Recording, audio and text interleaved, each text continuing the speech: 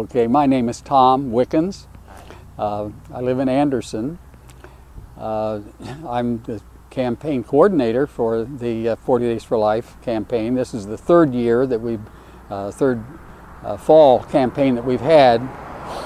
Started in 2012 and last year and now this year.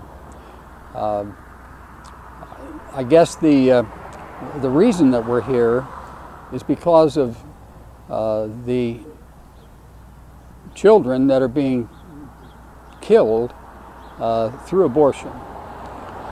And people just don't quite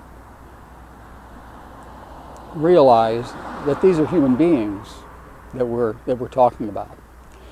And regardless of how small your development is, you're still a human being. And so we have an agreement with the city that this is a right-of-way space that's open to the public. And so we're here to stand for and speak for the unborn who can't speak for themselves.